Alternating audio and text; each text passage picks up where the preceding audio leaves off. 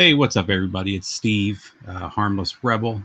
I was about to do a video and just decided to jump on here live and just kind of do an impromptu live stream.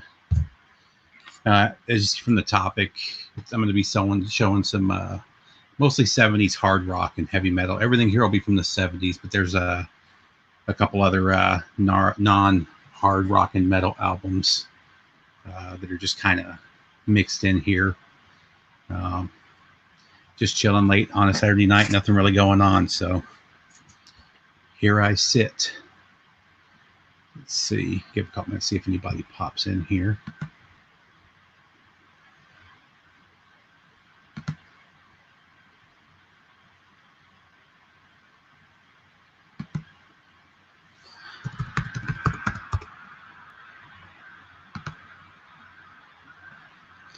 Checking to make sure everything's up and running.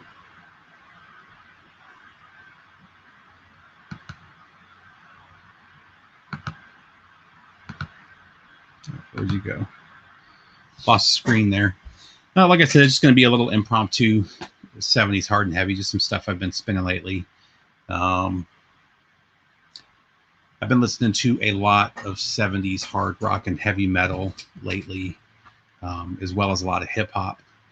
And I'll do another video later and go through the hip hop, but and then of course quite a bit of thrash. But I guess we'll just kind of jump in here. Let's see, where do I want to start at? Start off with this one. This was a record store day release. I don't remember if this was last year or the year before, 2018. So 2018 record store day or Black Friday. Gave this a few spins. I don't know that there was anything new on here. I knew most of the songs, but these are all alternate takes from what I understand, all 71 to 74. So Lemmy era, Hawkwind. Definitely worth grabbing. If you're a Hawkwind fan or a Lemmy fan, this is definitely worth grabbing. It was called Dark Matter.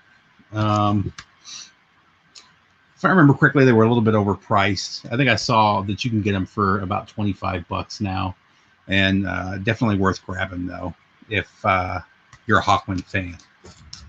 So start with that one. Next up, this is a band I've been a fan of for years.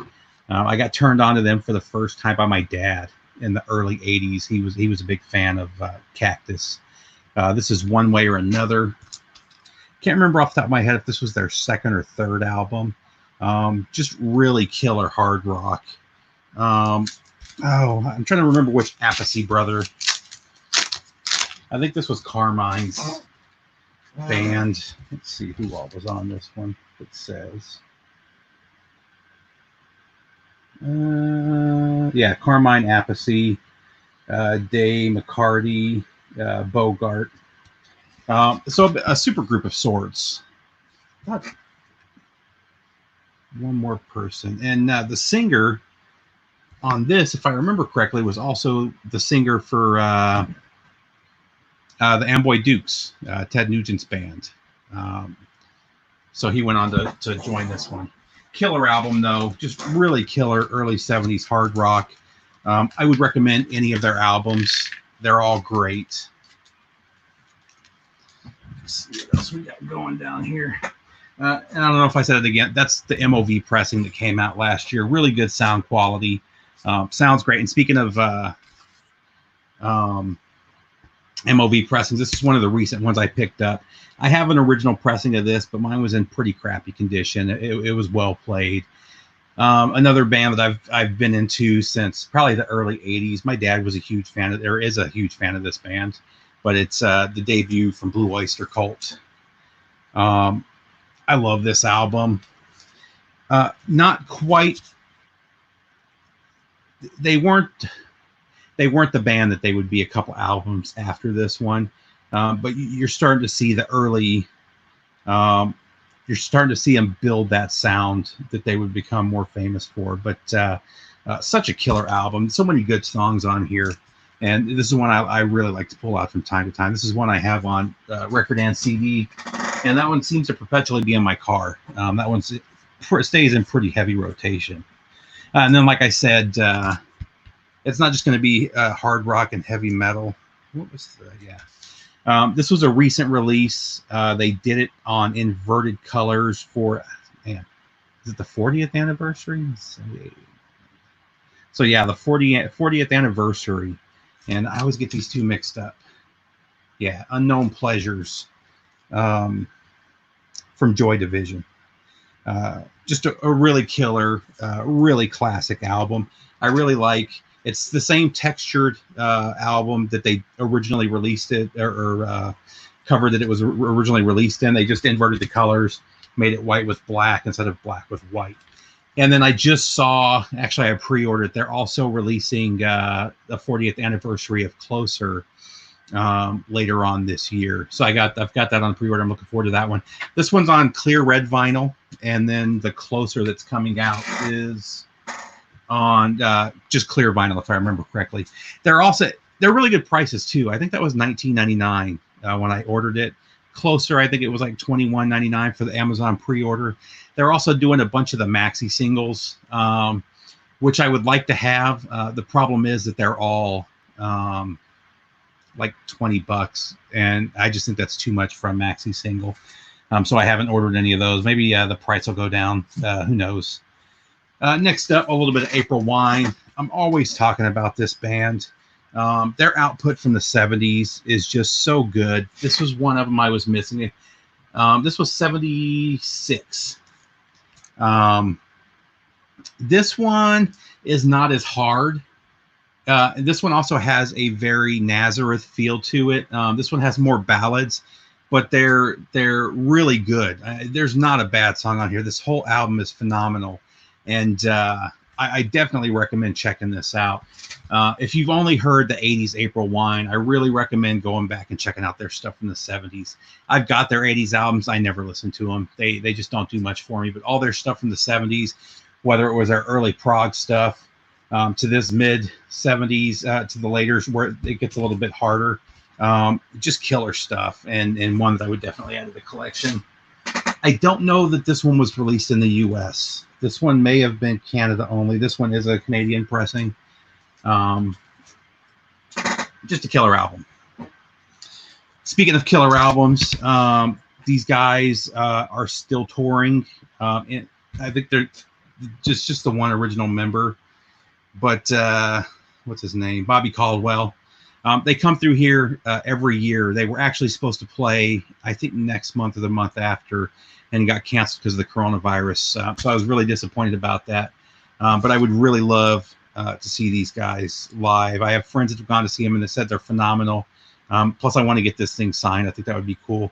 But I finally got one with the lenticular logo there. I've had copies of this for probably 10 years, easy. But every time I find a copy, it's not this cover. So I was really happy to finally find this one. And they're getting kind of pricey. I got that one for a good price. I think I paid $15 for it. I see those things go for 30, $40 in that condition. So just classic hard. If you're into Deep Purple, you're gonna like Captain Beyond. Oh, speaking of Deep Purple, just a fantastic album here and a fantastic band. This is one that I have been looking for in good condition for probably a good 10 years. I see copies of this all the time, but they're always really worn out, really well played. So to find a near mint pressing, unfortunately the jacket's not, but it's a matte finish. This is in pretty good condition compared to some I've seen, but it's Medusa from Trapeze, which of course has Glenn Hughes and what's the drummer's name? I always forget.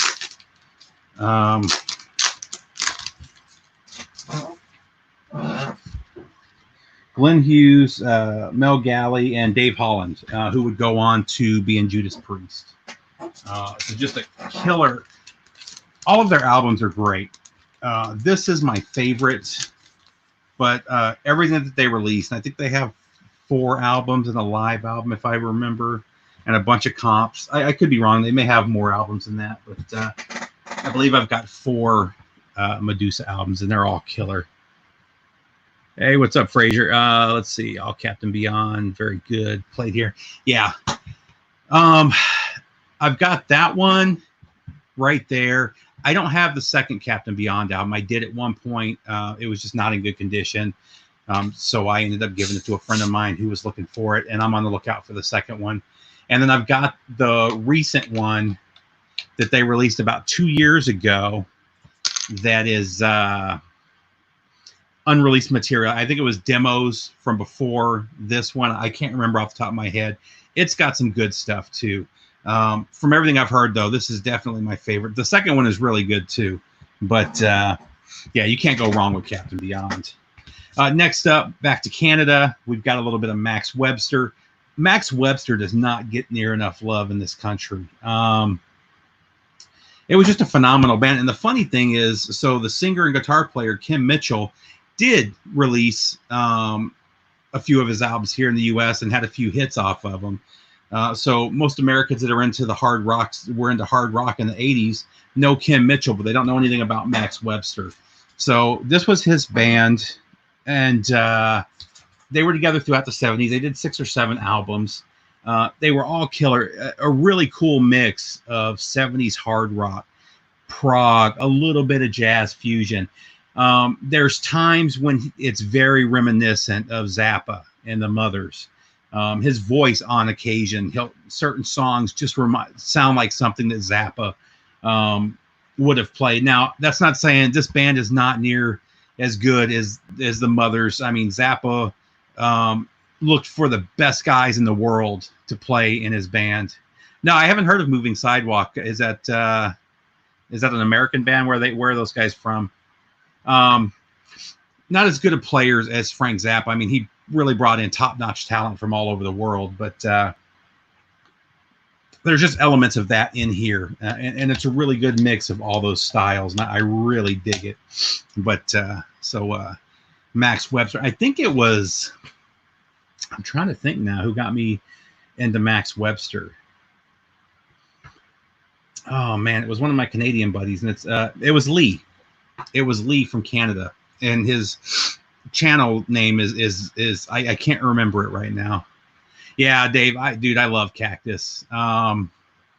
Just a killer band, and it's funny. I didn't like, what was it Vanilla Fudge that Carmine was in before Cactus, and I wasn't a fan of Vanilla Fudge, but I've gotten like 3 of their albums thinking that I'm just not getting it, and they just don't do it for me. I'm hit or miss with the Apathy Brothers. I know one of them says Apathy, one of them says a piece. There's some times when they sound phenomenal, like in Cactus, and then they do some other stuff where I'm just like, I just don't get it, you know. But I mean, the guys are still playing in bands. They've been playing in bands for 50 years now, you know, so they're definitely doing something right. But anyway, Max Webster, and this is a live one. This is really good. I don't remember if I have any other Max Webster in here. I might. Let's see. Yep, I do. So I also have Mutiny Up My Sleeve, which is another, like I said, all the Max Webster stuff is really killer, and I highly recommend checking it out. But and just, man, these guys look how just goofy as hell. Very much so. I think this was 70. I can't see it. I want to say this one was like 74-ish, but that's another one, man. I would love to find. This is a Canadian press, and you just don't see them here. But a little bit of ring wear, but the vinyl was in mint condition.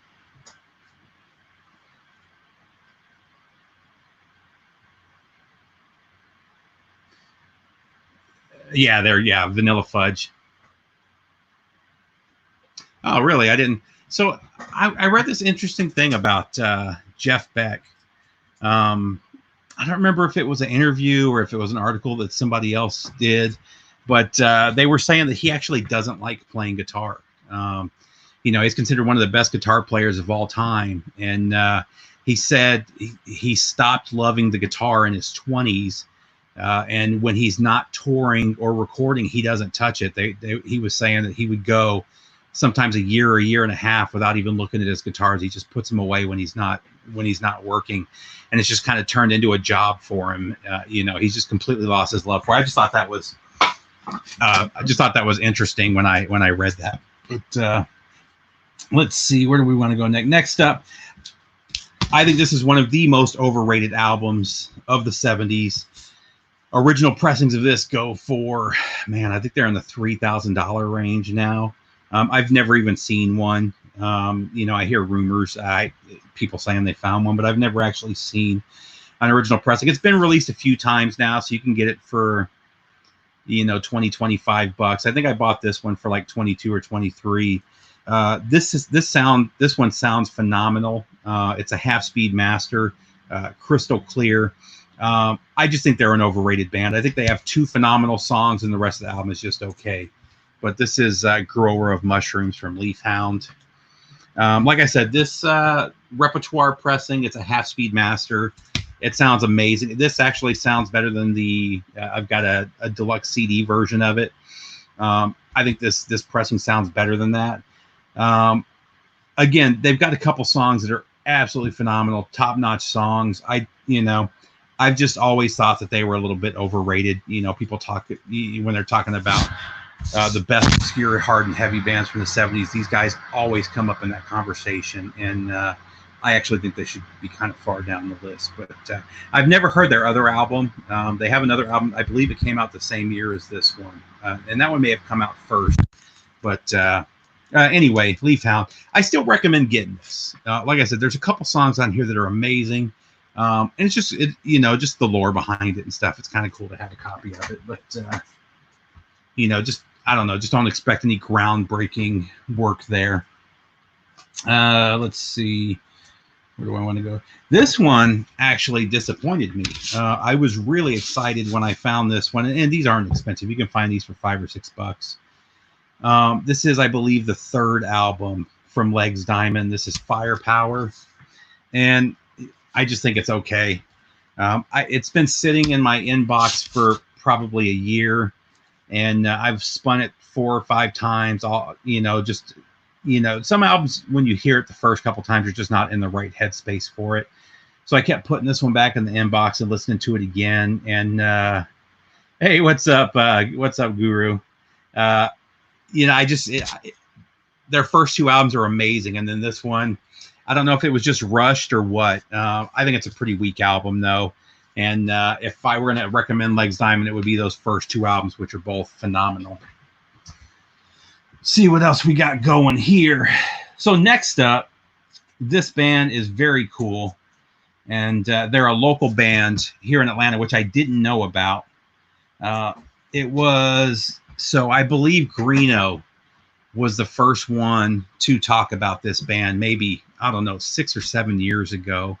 He showed a copy of their 3rd album. A few years after that, he found an upgrade copy, sent it to Scott, and then Scott found an upgrade copy and sent me his, and I've since upgraded bought all 3 of their albums. So I ended up going to Fantasyland, which is one of the older record stores here. King Diamond, nope. Went to one of the local record stores called Fantasyland. It's been here since the 70s. It's had multiple locations, but it's one of the oldest record stores in the city. And they had all 3 of these, the band's full discography. So we've got their debut, which is Hydra. Phenomenal band. Highly recommend checking these guys out. This album is so good. And then their 2nd album, Land of Money. Again, these are all Capricorn, if I remember correctly. All promos. And then last but not least, the one that Scott gave me initially, and my favorite of the 3. Now, the only hit they ever had was off of this first album. And it doesn't say the names of the songs on the back. And I can't remember the name of it off the top of my head. Anyway, they did have a hit off of that first album. It was like top 10 or 15 on the charts. But no, I wouldn't say budgie-ish. They're more of a 70s. Southern hard. They definitely have a Southern feel to them, but it's definitely hard rock.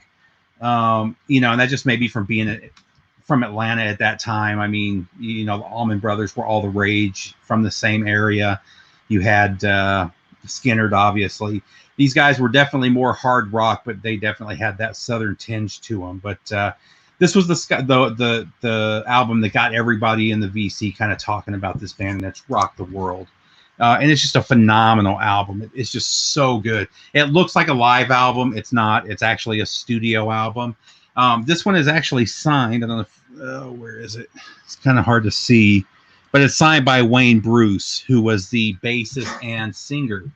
So I was at one of my other local stores, and we got talking about this band. I had mentioned that I had been looking for Hydra albums forever, and I ended up finding promo copies of all 3 of them at Fantasyland. And the owner of the record store, who is also a guitar player and who's had multiple music stores since the 70s, mentioned that he knows. Let's see, we got their names anywhere?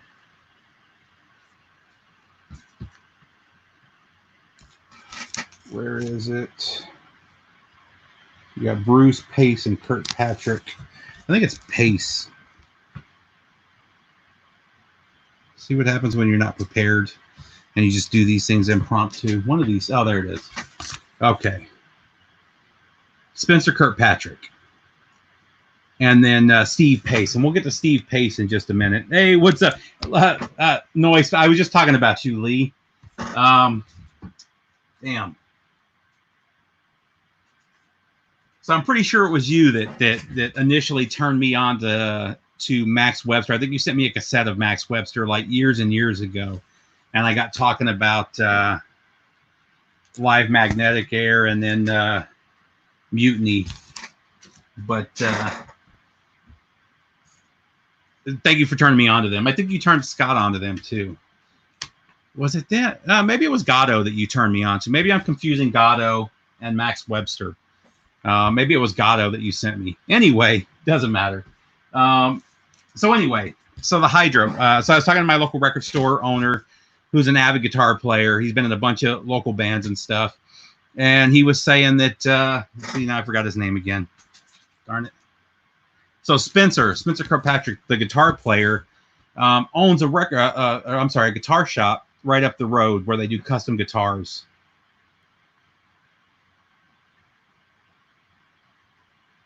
Oh, there you go. Yeah. Yeah, Hydra's great. I would love to have seen him live. And actually, there's a sad story coming up about that, too. Anyway, I know the guitar player. I've known him for like 5 or 6 years. I've taken my Gibson to him to have it serviced like 3 times over the years.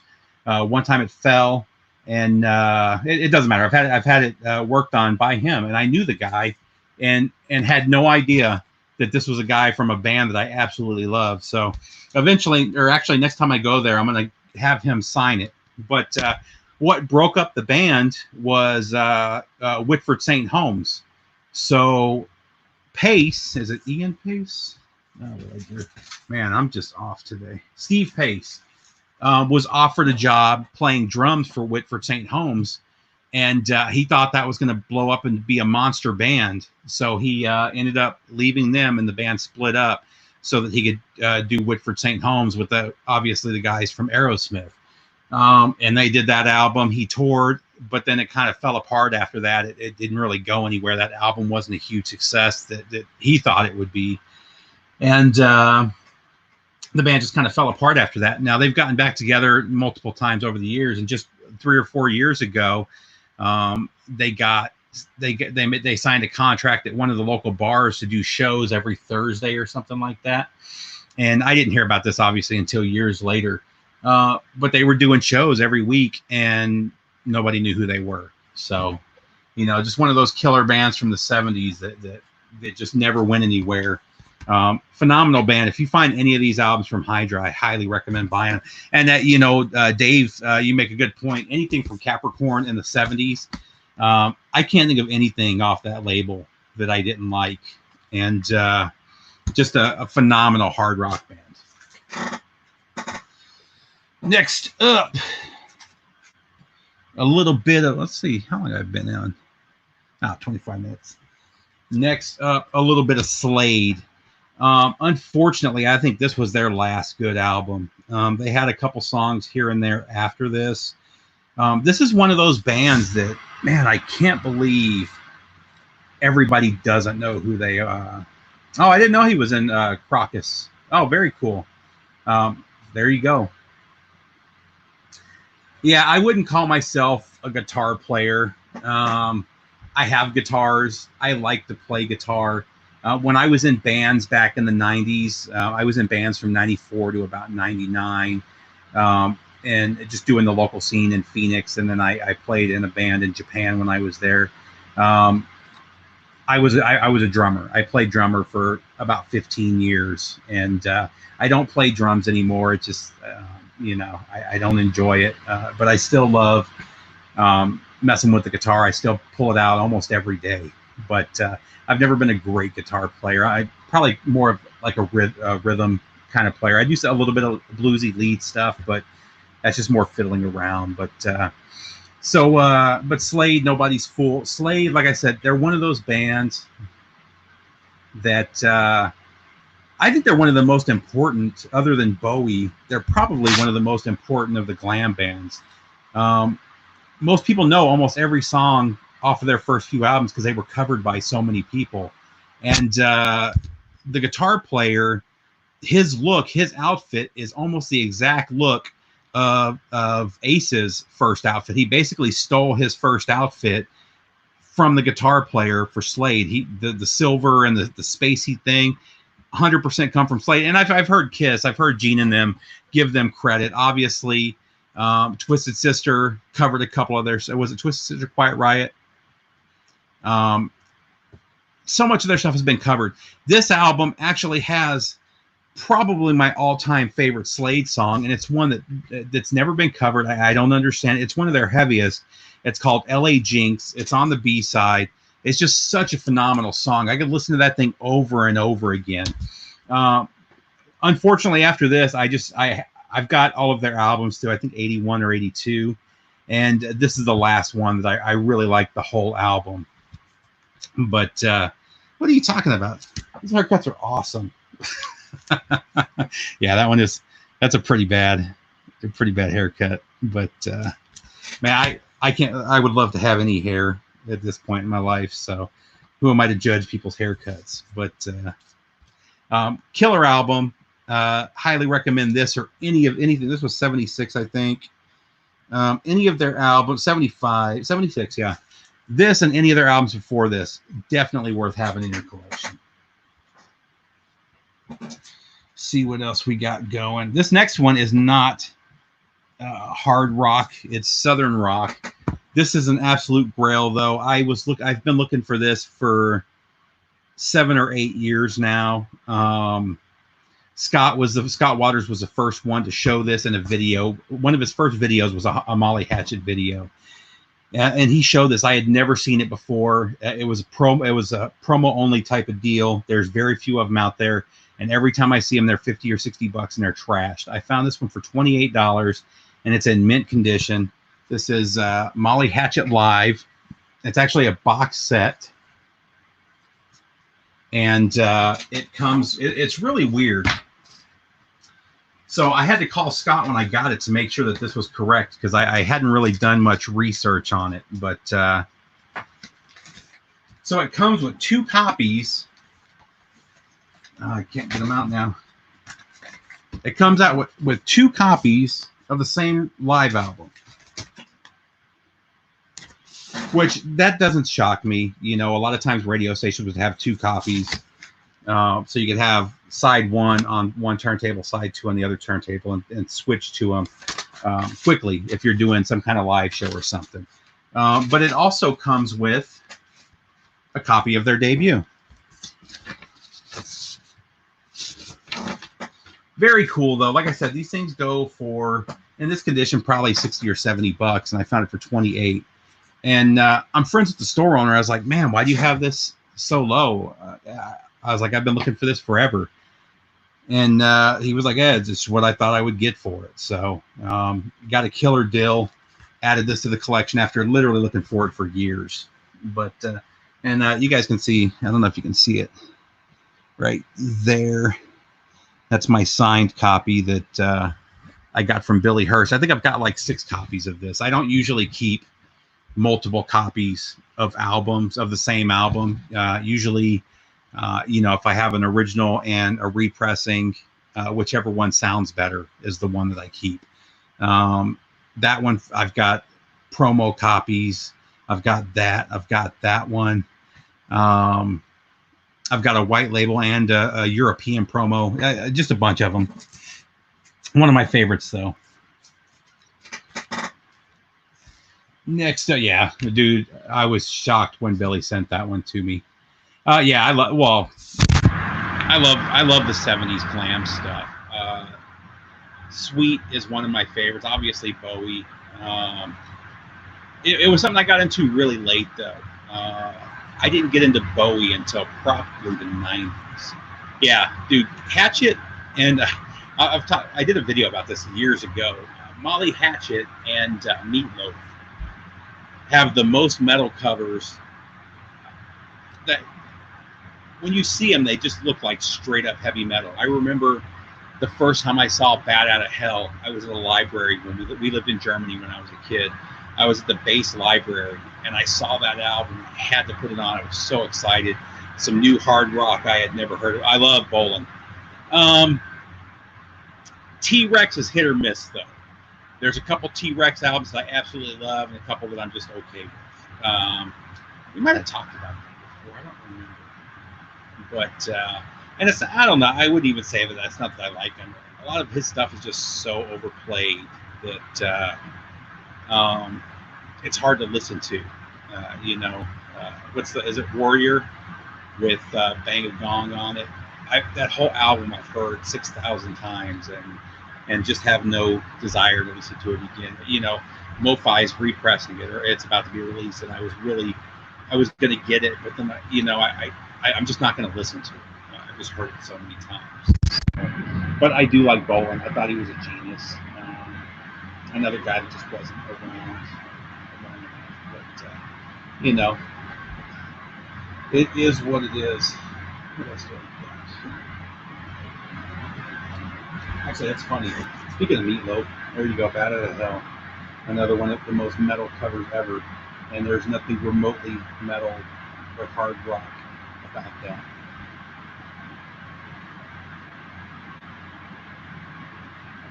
Let's see. Yeah, there we go. Electric Warrior. Yeah, I'm trying to think of the one with the dragon on it. I really did. I can't think of the name of it, though. But I actually just saw that recently. They've been doing some deluxe CD editions of all of the T-Rex albums, and I almost bought that one, but I have a real nice pressing on vinyl, so I just liked it. Next up, a little Black Sabbath. I've been buying up a lot of these bootlegs as they come out. I don't know if you can even call them bootlegs. You know, I did a video on this. Everybody calls them bootlegs. Most of these, and I don't know if this was a soundboard or a radio recording. The radio stations own the recordings, which is why when they release them, they don't use any copyrighted pictures or copyrighted logos or anything like that, because they just own the music. It's kind of a gray area, but let's see. Now, so they are releasing. So my local store has the pre-order up for Electric Warrior on vinyl. I don't know when it's supposed to come out, but they're supposed to be doing it on vinyl too. Hey, what's up? What's up, Kevin? How you doing, brother? But I've been buying a bunch of these soundboard recordings. I wish I still had them next to me. I had a bunch of them right here, but I think I've slowly been putting them away. But this one is Black Sabbath, Masters of the Grave. This was $75, and just a killer set. It sounds phenomenal. I got this one off of Amazon for like $17. Really killer. Actually, this company, Coda, has been doing a bunch lately. They did some clean ones that sound really good. This Black Sabbath is probably my favorite, though. It's cool to hear Spiral Architect. I love Children of the Grave. That's my favorite Sabbath song. So anything with Children of the Grave on it, I buy. All the hits, though. But Killing Yourself to Live, I've never heard that anywhere else live.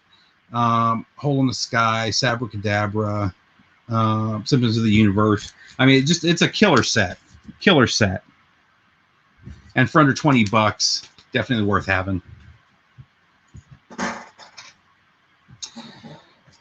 Next up, Best of the Scorpions. This is a late 70s best of. I think this was 78 or 79.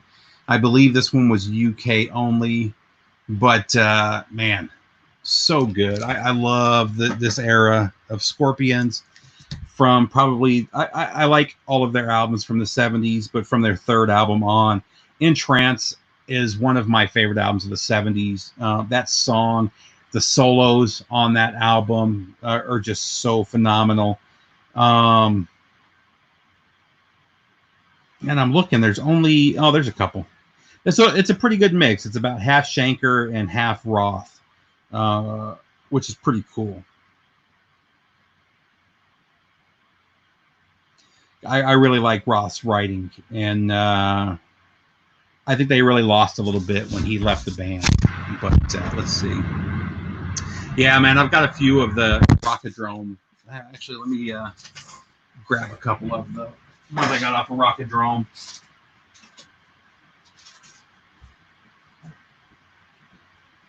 They haven't had as many lately, though, unfortunately.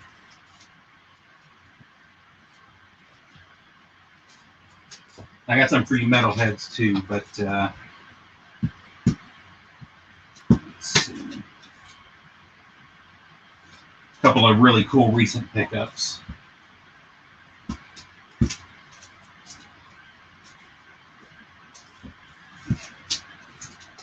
Actually, speaking of Bowie, this is one you guys will dig. I got this one maybe 2 months ago. And I couldn't believe I found this for such a good price, but there you go. I still need to clean it up and re-sleeve it and all that good stuff. But I had never run across a copy of this.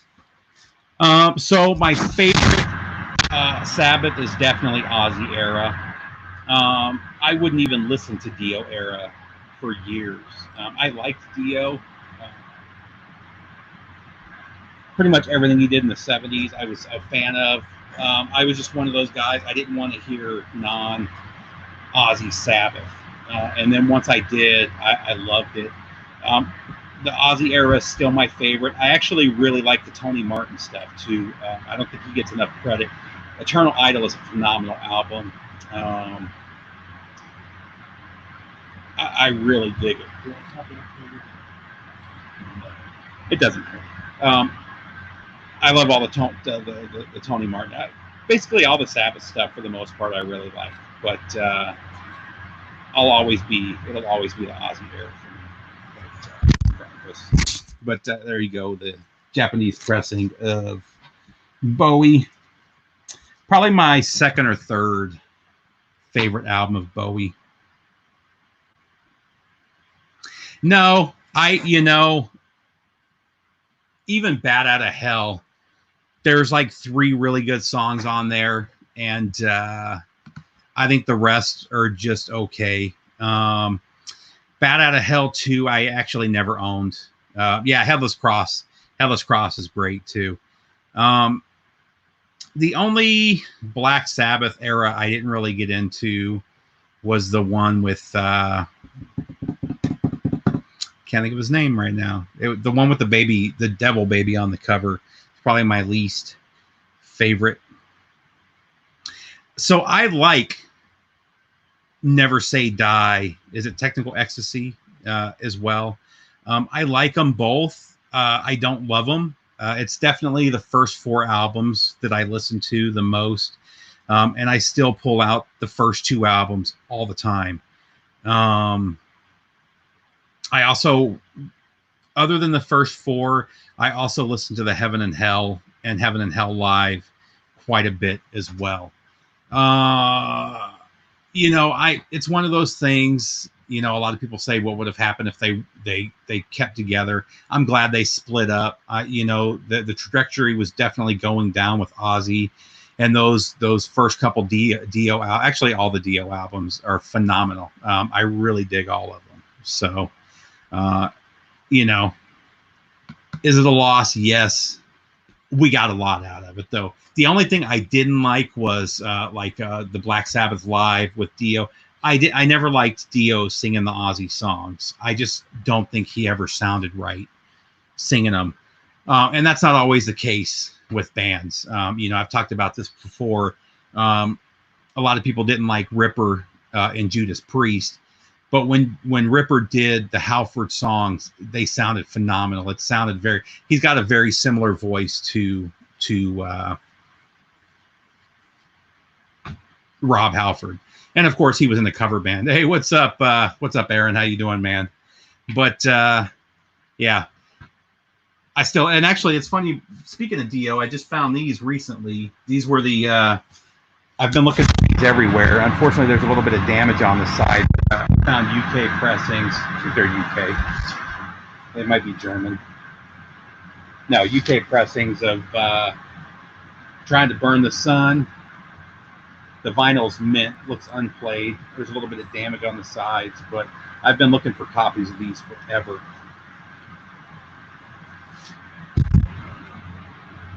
I was super stoked across that. And then also I found Carolina County Ball, which I've never run across on vinyl before. The other one, Trying to Burn the Sun, I see from time to time, but they're usually pretty beat up. So these are both really nice UK pressings that one of my local stores had. Actually, the same day I also picked up this one, which is not a favorite of many people, but I absolutely love this album, if you want to call it an album. But this is An American Prayer from Jim Morrison, a German pressing that I picked up for $15 in pretty much mint condition. So seems expensive, though. 18 Deutschmarks. Maybe not. Maybe not. Depends on what. I don't know what your pressing this was. If this was a 70s pressing, that seems expensive, but that's probably about right for when I was there in the mid to late 80s. What's that?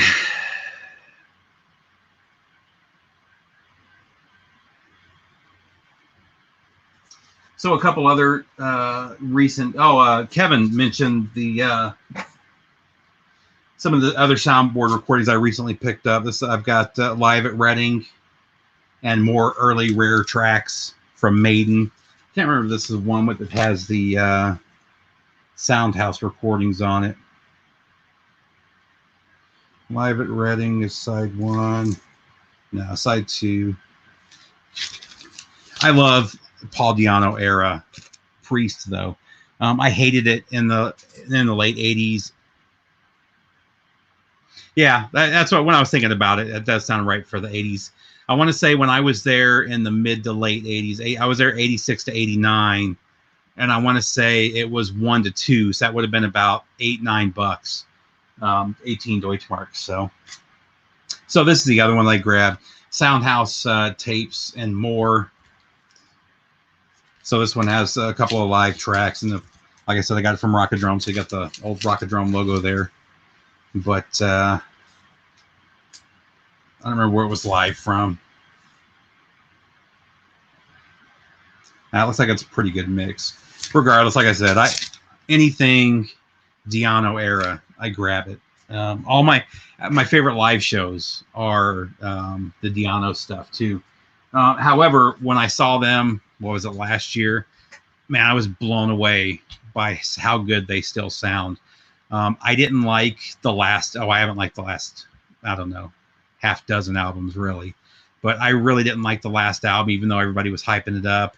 And then I bought the live album that came out after that, and that was mostly stuff from the new album. I thought it was kind of mediocre, but man, when I saw them live, it was all their older songs, and they just killed it. It was it's one of the best shows. That Priest too. Priest was so good. when I saw them the year before. These guys are just doing some amazing shows, especially in their 60s. And I saw them with Deep Purple. Deep Purple, those guys are in their 70s, and they sounded phenomenal. It's just amazing watching those guys. So I was just in Florida at my dad's house last weekend. We were just all getting stir crazy. I hadn't seen my dad in about 6 months, so we drove down there and just spent a couple days hanging out, barbecuing and stuff. And there's a local record store that I always go to. I guess Walton Beach, the Destin area, there's not a lot of metalheads in that area. I always find killer metal when I go there. I always find really hard to find and really rare albums there. These aren't rare. They are getting hard to find. Yeah, I have the new Deep Purple on pre-order. Actually, do I have some Deep Purple to show? Yeah, give me a second. I'm going to show some Deep Purple too. But I couldn't believe when I saw these. They were both being sold for about half what their going value is. The vinyl's near mint on both of them, but some really nice OG pressings of the Spectre Within. Just an amazing album. And then Awaken the Guardian. So I was shocked to find those. And that's the same place I've found a bunch of Sodom and Creator original pressings for really cheap. I can't even remember what else. A bunch of I found 3 or 4 Anthrax albums there. Another one for you, Kevin, live from 1980. Another from the Reading Festival. This is Budgie. Somebody mentioned Budgie earlier. Actually, was that you, Guru? This one's a really killer mix too. This is one I bought from one of the online auctions. I think he was expecting to get more money from it. I don't know if you guys can see it. It's like a purple with some white in there. It was one of those 24-hour auctions, and I was the only one that bid. So this was 20-something bucks on Rockadrome, and I got it for $10 through the Facebook auction. Really good, though. Yeah, Aaron, if you see that Budgie, grab it. It sounds great. It's really good. Like I said, I would have grabbed it anyway, just for the price.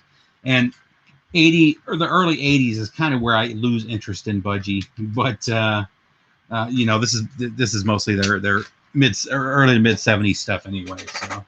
So this was a cool one. This is one that I was on Facebook one day and it popped up that I don't remember what website pressed these. It's a Rhino pressing, but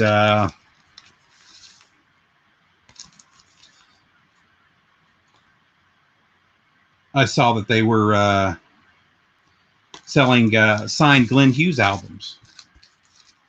Glenn Hughes was doing a limited run of Burn and signing them. So I sent a copy. I think I sent emails to Scott. I don't know if I sent one to you, Kevin. I sent them to a few people. I've already got like 6 copies of this, but having a signed copy is cool.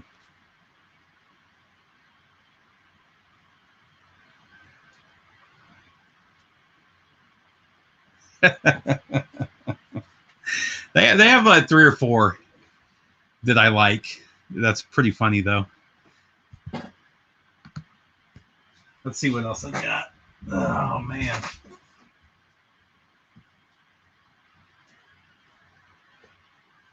think I've shown a lot of this stuff. A lot of non-hard rock and metal stuff.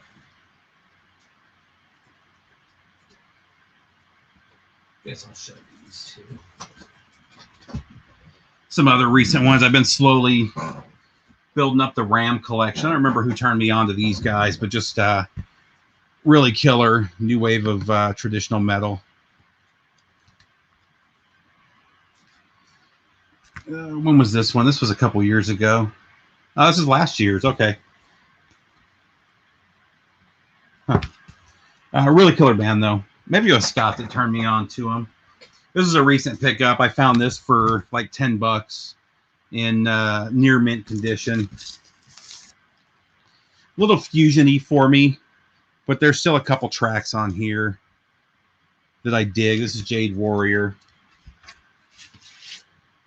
And it's in near mint condition, so I went ahead and grabbed it.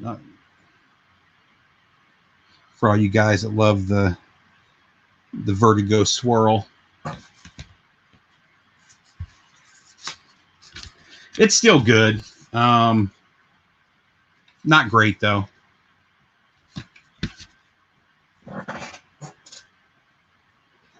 Again, I've been grabbing the Ram, another Ram album. This one's Ramrod. This one is 2017. I haven't listened to this one, but Scott told me this is one that I had to get. I honestly hadn't listened to their debut album. Is an all-time favorite of mine. It's probably one of the top 5 new wave British heavy metal albums of all time. I never really listened to any other albums other than their first one, though, and he told me that I had to get it, so I went ahead and ordered it. This is Angel of Light from Angel Witch. And their other albums may be good, too. I remember I had heard a song off their second album that I didn't really dig, so I just never went looking for it after that. So haven't spun this one yet, but look forward to checking that one. I think that made a couple people's top 10 lists last year, too. So this one will definitely be on my top 5 of the year. The new Cirith Ungol. They're one of my favorite bands anyway. Really cool that they're back together. And I mean, they didn't miss a beat. You know, there's some bands that are just kind of hit or miss. When they get back together, they'll do a couple of decent songs. They didn't. I mean, it doesn't feel like they took the 2 decades or whatever it was off. No, I haven't heard of ASAP. Is that hard rock or what is it? Pick this one up. This is a deluxe edition of Doomsday for the Deceiver. The copy I have, I've had for years and years. Let's see, I think I have it right here. And it's just not in great condition. Yeah. I don't know if you can see it, but my original copy is pretty beat up. But they had this on sale, so I went ahead and grabbed the reissue. And it's got a bunch of live stuff on it and some unreleased tracks. Live at Bootleggers 1985. So, yeah.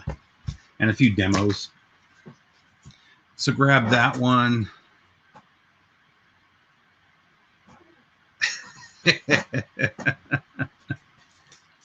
All right, man. I'll see you later, Lee. Take care, buddy. Let's see. I guess I should have these too. So I've been playing these a lot. These have been in pretty heavy rotation. These were pressed by Scott Waters. He actually played in this band. Well, no, he didn't. He played in another band with the guys from this band. But this is basically once Roger Martinez left, or these guys left Vengeance Rising. I think Roger Martinez may have still had the band together in some form, but they created Die Happy. And man, Scott did such a good job. He actually completely designed this album cover. It's one of my favorites that he's done. But just phenomenal album. If you're a fan of Vengeance Rising, you're gonna love this stuff. It's basically, it's not as thrashy as Vengeance Rising, and it doesn't have the thrash vocals. It's more of a clean vocal. But man, these are so good. So that's the first album, and that's the second album. That's the original cover of this one. I've never been a fan of this logo. It was also in big print on here. It always looked like hippie music to me, and it just looked ridiculous on the original pressings. Also picked this one up recently for really cheap. I think I paid like $10 for this. But this is a black on black reissue of Death Penalty from Witchfinder General. Speaking of killer, new wave of British heavy metal. And I guess we'll do spinning that. Yeah, I'll pull these out too. A couple more recent pickups. A little bit of Sodom. I don't like this one as much as the other 90s albums from Sodom. It's still a pretty good album, though. I've been digging on that. Like, if you've watched any of my recent videos, I've been showing a lot of Sodom. I've just been playing the heck out of them. Let's see.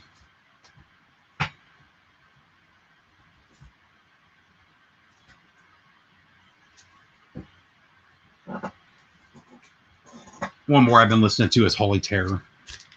Pulled this one. I'm actually looking for a nicer pressing of this. Is another one that I've had forever and it's just kind of beat to crap. I heard they're repressing them. If any of you guys have seen the repress for this, let me know. Let me know how it sounds. I don't think the original pressings are that much, so I may just look for an original.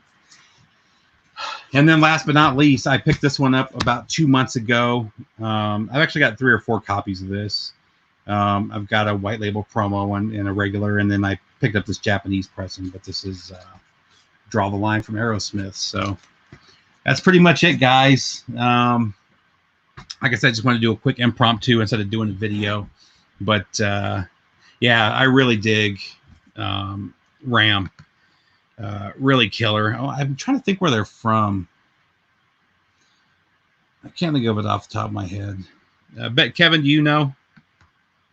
Yeah, the Sodom is a one of the MOV represses. They've been doing a lot of metal lately, which is really cool.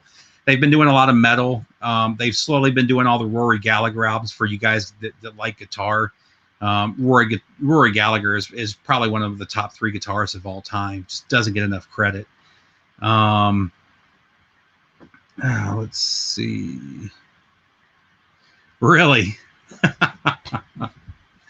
What'd you do? Did you had you just heard the radio hits over the years? And now you're going back and listening. They're a funny one. If you just listen to the radio songs from Aerosmith, that's not generally their best stuff, man. Their deeper cuts are all super bluesy. And I've just always felt that the stuff that hits don't get me wrong, Sweet Emotion's a great song.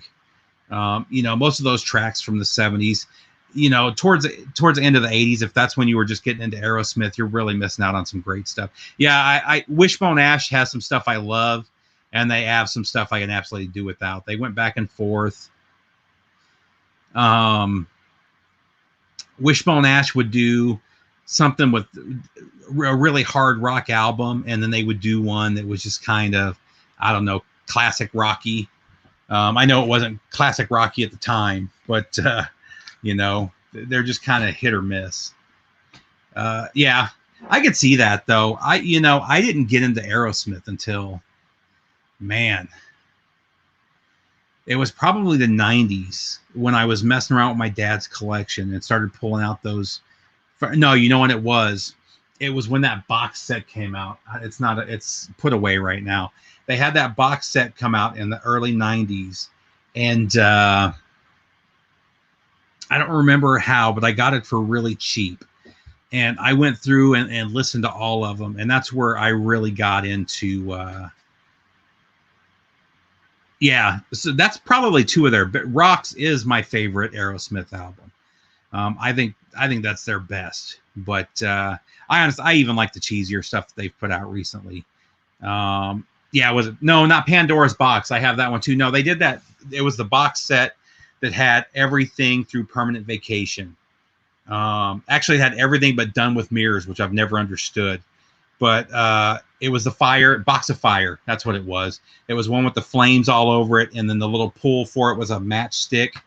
The Pandora's Box has got some really cool stuff on it too, though. I've got that up on the shelf over there. I don't know where the Box of Fire is, but that was my very first box set, was that Aerosmith Box of Fire. And then I bought the Led Zeppelin box set from the 90s too. And that's when I first got into Zeppelin, and now I barely listen to them. Yeah, the Box of Fire is cool. If you were, and they're probably well over $100 now, but it was a really nice box set. And maybe I'll do a video of that one day. But yeah, I mean, it's all of their albums from the 70s and early 80s. I want to say it came out, they probably released it about the time that, actually I know they did. they released it in conjunction with I can't think of the name of the album with the cow on the cover, but it was done in conjunction with that and the video game and all the other stuff that came out when that one did. But really cool, definitely a good box set to have. But yeah, the debut is hard to find. I really want the one with the error on the back of it where it says walk the dig instead of walk the dog. I don't know why. I've got a really nice original pressing of it. Something about, I just want that. I'm not even into collecting errors or anything like that. I don't know why. Every time I go to a record store, I look for that. But see if I missed any questions. Yeah, I think you're right, Kevin. I think they are from Sweden. Actually, a lot of the best new wave of traditional metal bands are coming out of Sweden right now. Just so many good bands. Let's see, Budgie, really underrated. Yep. There we go. Yeah, New Angel Witch is excellent.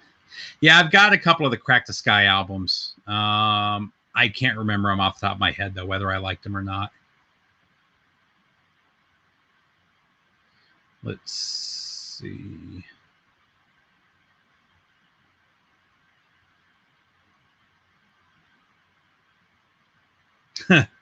I can't stand Ripper. Hey, you know, he's hit or miss. He actually, you know, Lee, I don't know. Yeah, get a grip. There we go. I don't know what my intro to Aerosmith is. I mean, I've heard him my whole life. I don't remember my dad ever having any Aerosmith albums, but I mean, for my entire life, they've been on the radio, you know, and it's amazing that they're still kind of together after, man, 50 years. I mean, it's insane. But yeah, now and sadly, I wanted to go see them. They came this last time, but they came in conjunction with the Super Bowl and the ticket, and they came. I don't know what they were thinking, but Post Malone opened for them, and that may not have been them. It may have been part of the Super Bowl deal. But man, the cheapest tickets were like $800, and I like Aerosmith, but I don't like $800. I don't like Aerosmith $800 worth. So. I don't think Run DMC was my intro. I feel like I had heard. I feel like I had heard Dream On and what's the Beatles cover that they did. I feel like I had heard those before the Run DMC track. But I did like that, and I still, if I hear that the Run DMC track, I still like that too. Let's see.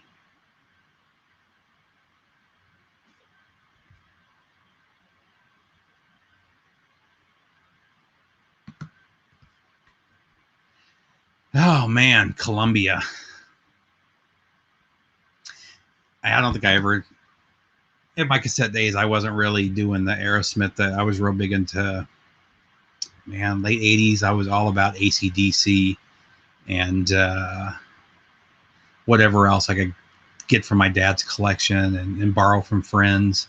Actually, late 80s, I was just getting into Ozzy. And one of my buddies, I'm not going to get into the story, but one of my buddies got me into Ozzy when he let me borrow Ultimate Sin. So while a lot of people say that that's their least favorite, that's one of my favorite Ozzy albums, just because that was my introduction to him and ultimately to Black Sabbath, really. But he let me borrow.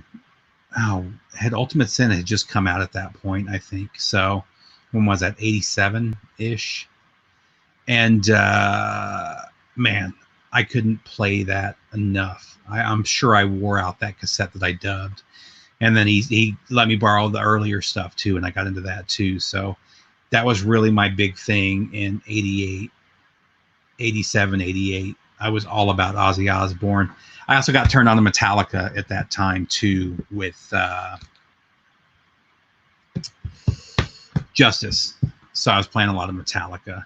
But to see the thing with me too, I grew up in the inner city, and so while I was getting to know a little bit of hard rock and heavy metal when I went to visit my family, where I grew up, it was all hip hop. So, I mean, I heard a little bit of hard rock and stuff on the radio, But I wasn't really listening to a lot of heavy metal at that point.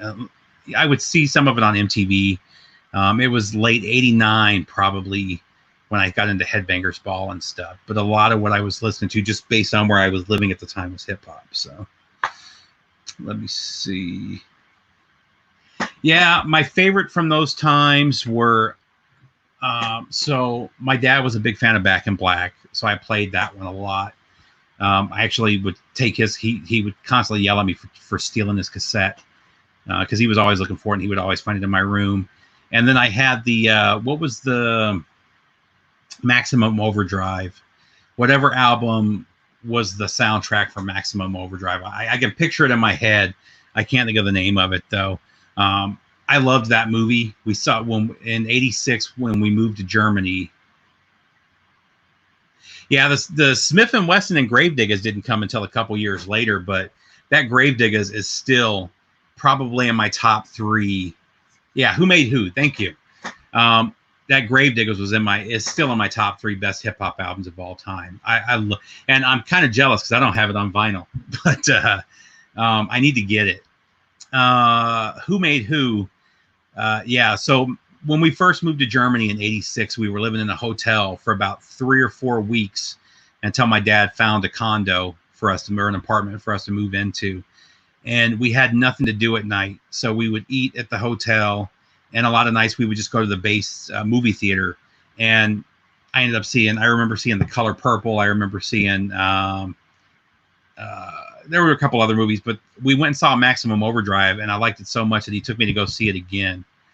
And man, I went back and watched it like 2 years ago. The movie's terrible. I loved it though. You know, my dad's a car guy. I grew up a car guy. I've got a '73 Oldsmobile in my garage.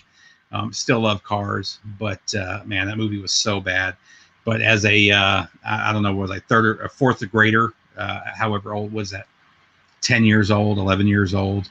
I thought that was one of the coolest movies ever. You know. Plus, graphics are a little better today than they were back then, but you know, it is what it is. But yeah, that also got me back into AC/DC. But I've mentioned it before. I remember taking Back in Black and putting in my headphones and just riding my bike or my skateboard for hours, just doing jumps and tricks and whatever, just listening to Back in Black. And then later I got into the Bon Scott stuff, Highway to Hell. Highway to Hell is probably the one I listen to the most now. I know that one, a lot of people are burned out on that one. That's kind of how I feel about Back in Black now. I listen to that so much that I barely listen to. Yeah, I was basically in Frankfurt. We lived, so my dad was stationed at Rhein-Main Air Force Base, and Rhein-Main shared the runway with the Frankfurt International Airport. So we were on the back side of the airport, and I don't remember what the name of the town is that we actually lived in. We didn't live in base; we lived off base. But I looked on Google Maps one time not too long ago. The apartments that we lived in, that whole neighborhood, it's changed a lot, but it's still there. But the base is gone. In the mid 90s, when they started downsizing, they started selling off bases, and that was one of them that got Ramstein is such a big base, they didn't feel like they needed Rhein-Main to be there anymore. So half of the commands that were at Rhein-Main moved to Ramstein, and the other half moved to one of the bases in England. And if you go to Google Maps there, the base is completely gone. They which is crazy because they had just spent, when I lived there, I left there in '89, and they had just redone. They had spent like $60 million and redid all the housing. It was all brand new housing. The school that I went to school in was all refurbished. A new mall. So they took the base exchange and basically turned it into a little mini mall. So they had just redone all that stuff in the late '80s, and then in the early to mid '90s, they decided to scrap the base. So it's gone now. But man, Germany was a great time. I have some great memories of Germany, and then trips to Italy and Austria and every place else that we went. I really want to take my family there for Christmas one year. If you guys have never seen pictures of Munich or Frankfurt at Christmas time, you know, here in the U.S., Christmas it doesn't exist anymore like it did when I was a kid. You know, growing up in Phoenix, they would deck the whole city with Christmas stuff everywhere, and none of that exists anymore. You know, they don't want to. Nobody wants to offend anybody. But man, you go to Germany, and it's still, they have huge Christmas markets. They have all the Christmas and winter wines and beers that come out. Killer time, and just a fun place. So I do look forward to visiting that. We're actually going to, this year we're doing London. My sister-in-law is and her husband live in London now, and we're going there in December. At least that's the plan. The nice thing is, because of all the stuff that's going on right now, tickets are cheap. You know, usually the tickets are like $1,800 a piece, and now I think we paid like $550 or $600 for our tickets. So, so hopefully this stuff is cleared up enough in December that we can make that trip to London, because I have never been to England. So, all right, guys, I've been on for a little over an hour. That's pretty much it. It was a good time. Take care, guys, and I'll see you soon.